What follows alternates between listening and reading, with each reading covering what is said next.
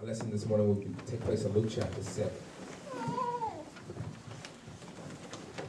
Luke chapter 7.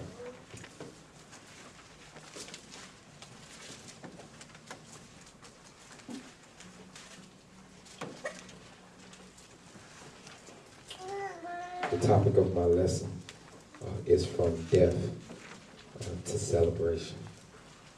It's from death to celebration. Luke chapter 7. We're going to begin at verse 11. We're going to begin at verse 11. There are 10 verses. There are 10 verses before we get to verse 11. There's an event that occurred before we can get to verse 11. The backdrop, before we get into our text, Jesus had just received word that a centurion's servant is sick. A centurion's servant is sick. And so the centurion hears that Jesus is in the vicinity. So he tells his servants, listen, go tell Jesus that my servant that's in the house is sick. And he's almost sick unto death. So if you can ask Jesus to heal my servant, and go tell him how good of a servant he's been. And so the servants go out and they go find Jesus in the first 10 verses of chapter 7.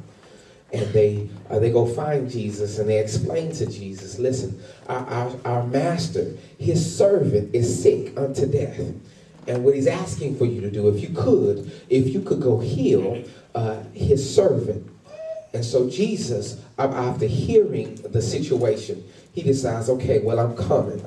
I'm going to come to the house and I'm going to go heal the man's servant. And so Jesus is on his way to the house.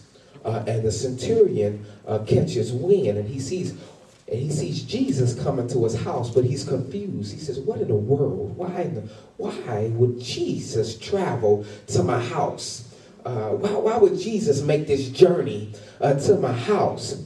Some of us may look at it as weird because the centurion asked Jesus to come heal the servant. But as Jesus is making his way to the house, the centurion is frustrated and is confused. And why is Jesus walking to my house? So what he does is he turns to his healthy servants and says, listen, go tell Jesus he doesn't have to come to my house. And so the servants leave the house and they catch Jesus in mid-stride and says, listen, our master tells us you don't have to come to the house. See, the centurion knew something. According to his profession, he was over 100 men. And so anyone who is a supervisor or a boss knows that once you send word out down to the floor, you expect things to get done. You don't have to physically. Many times you never see the boss. Many times the workers never see the boss. They only get word that the boss requires certain things. And so when word comes that it comes from the boss, then everybody changes. And so the servants come to Jesus and say, listen, according to our master's profession, he understands how powerful the word is. So the only thing that you have to do, Jesus, is just say the word. Say the word and the servant will be healed. And Jesus steps back and he is amazed because everywhere else that Jesus has gone, they have asked Jesus to come into the house. So he just assumed, he just assumed that this man's faith had him come into the house, but this man's faith was greater. And so the centurion says, listen, just say the word and my servant will be healed. And Jesus says in verse 9, when Jesus heard these things, he marveled at him and turned him about and said unto the people that followed him, I say unto you, I have not found so great a faith in all of Israel. Because of this man's faith, some stuff is going to change quicker. You may still get your blessing. But according to the centurion's faith, he received his blessing a little earlier because God was able to work through that man's faith. Jesus steps back and says, out of all all of Israel, I've never found somebody who depended on my word like this centurion. Sometimes we have difficulty reading the Bible and believing it. We still feel like you got to do something. You still feel like some other things got to take place in order for it to happen. But have you ever just opened up the Bible and just read what Jesus said and said, I believe? Sometimes you just got to believe. Sometimes you just got to trust. What made Peter walk out on water when there was nothing there?